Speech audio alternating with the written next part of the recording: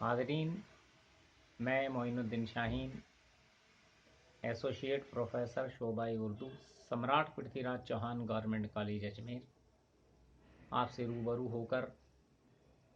گفتگو کرنے کے لیے حاضر ہوا۔ قصیدہ نگاری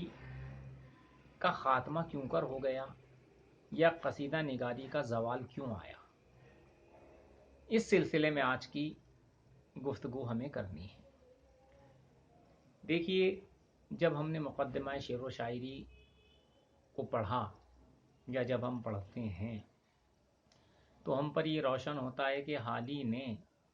اس زمانے میں یہ بات کہہ دی تھی جب ہندوستان آزاد نہیں ہوا تھا، اس سے کئی سال پہلے انہوں نے یہ کہا تھا کہ ہمیں اپنی شاعری کا مزاج بدلنا ہوگا، جو روایتی انداز یا جو روایتی طرز عمل ہماری شاعری میں موجود ہے اس میں بہت زیادہ تبدیلی کی ضرورت ہے۔ قصیدہ مداح و ضم سے تعلق رکھتا ہے، ضم تو کم ہی ہے، مداح بہت زیادہ اس میں ملتی ہے، کیونکہ شعراء کرام مختلف بادشاہوں، رؤوسا، نوابین اور مہاراجگان کے درباروں سے وابستہ ہوتے تھے۔ ان کی تعریف و توصیف میں وہ اپنی تخلیقات پیش کرتے تھے، اس کے عوض ان کو انعام و اکرام سے نوازا جاتا تھا، اعلیٰ عہدے دیے جاتے تھے اور طرح طرح کی آسائشیں انہیں فراہم کرائی جاتی تھیں۔ لیکن یہ بھی سچ ہے کہ جیسے جیسے آزادی کی طرف قدم بڑھائے جا رہے تھے تو یہ آہٹ سنائی دینے لگی تھی کہ بہت کچھ تبدیل ہونے والا ہے۔ ادب بھی اس تبدیلی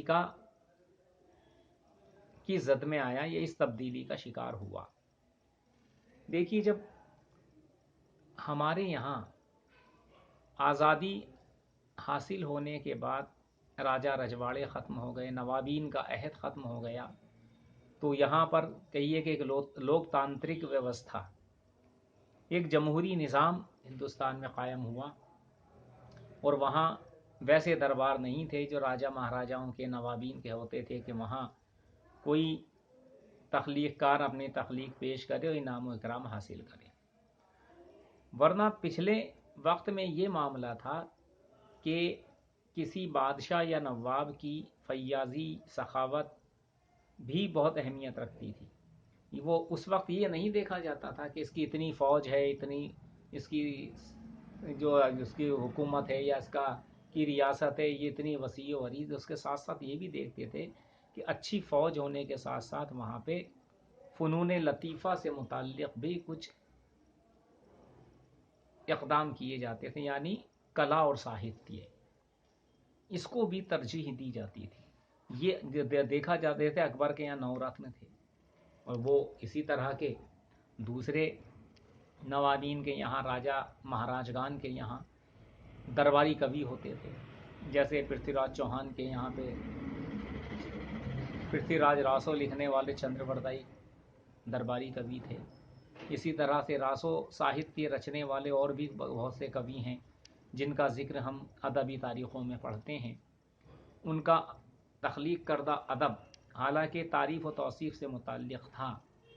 لیکن اس میں جو فنکارانہ صلاحیتیں بروئے کار نظر آتی ہیں وہ بہت اہمیت رکھتی ہیں۔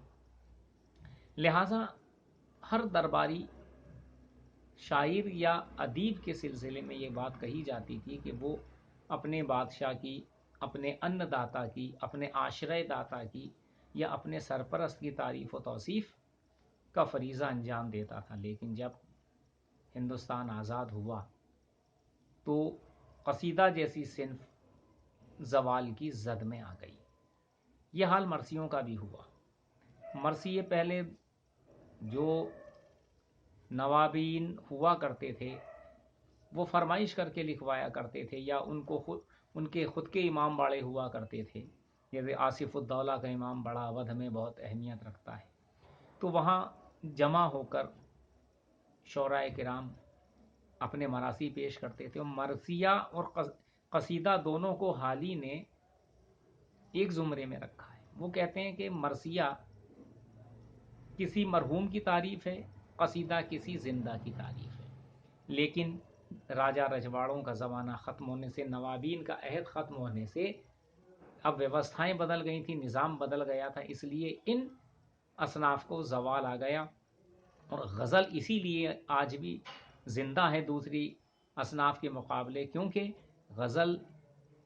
وقت کے ساتھ چلنے والی صنف ہے، اور اس کا مزاج ایسا ہے کہ وقت کی تبدیلی کے لحاظ سے وہ خود کو ڈھالنے کی صلاحیت